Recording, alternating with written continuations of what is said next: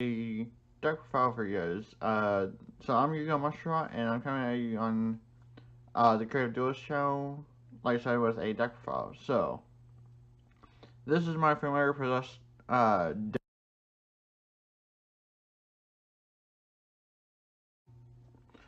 Hey, what's up, guys? I'm doing a deck profile for you guys. So I'm Yugioh Monstershot, and I'm coming at you on the Creative Duelist channel, like I said, with a deck profile. So this is my familiar possessed deck. I know I said I was going to do Archfiends, but um, I'm still working on trying to get that deck to work with the new ban list. So, yeah. So, without any further ado, let's go ahead and get started. So the effects on the familiar possessed don't really matter. All that you worry about is the spellcaster type on it. That's all that really matters.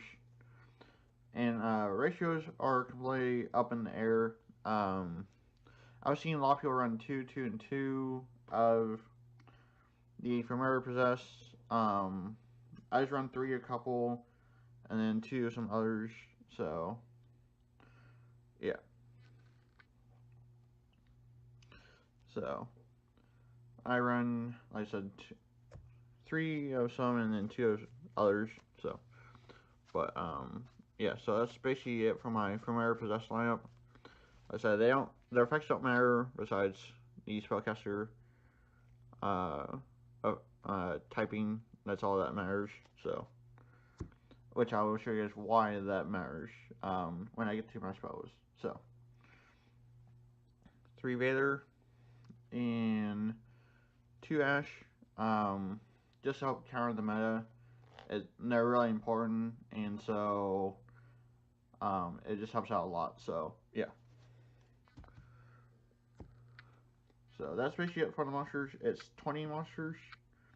So, yeah. Secret Road to a Spellcaster. So, this is why the Spellcaster on the familiar possess matters. Because while you control a Spellcaster, you can activate this, and then your opponent can't play spells. So, yeah. And then there's a disgusting lock that I can do that prevents my opponent from actually doing anything, depending on the deck that I'm up against. So, yeah. Which I will show you guys that at the end of the video. So, 3 Mimir just help be over anything. So yeah. 3 Prodigy just help get to your field spell faster. That's basically the only reason. Along with Terraforming helps get to your field spell faster. So yeah. And then 2 Called by Grave to help counter Ash or anything else that's up on for this deck. So yeah. So that's basically it for the spells. Now for the traps. 3 Unpossessed. This card's actually really good. And makes your opponent not think anything through, I guess you could say. So, why your primary possessed monsters gain 800 attack during damage calc, which is really, really kind of good. It helps be over a lot of stuff, especially have 3 of these on the board. But if a monster you control is destroyed by battle by card effect, you special a familiar possessed monster from your deck. And so, let's say you have just the familiar possess and a secret road to a spellcaster, so they run this over. Alright, effect of this, bring out another one, and then they just face bomb because they just gave me another free monster, and then next turn you can attack and then run over their monster, so it's really, really quite good. So, and then 3 Dark Bribe and 2 Red Reboot.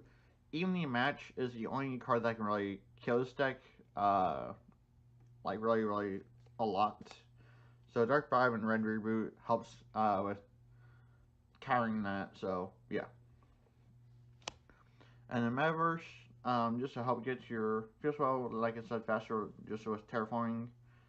You know, the trap is a little bit more slower, but it does its job. So yeah, and then skill drain. Because the effects don't really matter on your monsters, so you can play skill drain and then just go beatdown mode. So, but yeah. So now for the disgusting lock that I was telling you guys about in the beginning of the video. So this is why I really like this deck. Let me get everything first, and then I'll show you guys why I really like it. So there we go.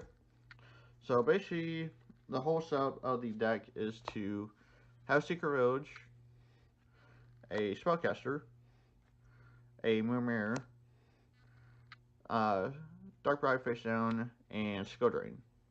That's basically your whole point of the deck, is to do that and then make your opponent not be able to do anything. So yeah, that's why it's kind of more of a stud deck. So, but yeah, so that's basically it for the deck profile. Thank you for watching. Thank you to the creative Duelist for letting me come onto his channel again to do this deck profile for you guys. So yeah. So thank you for watching.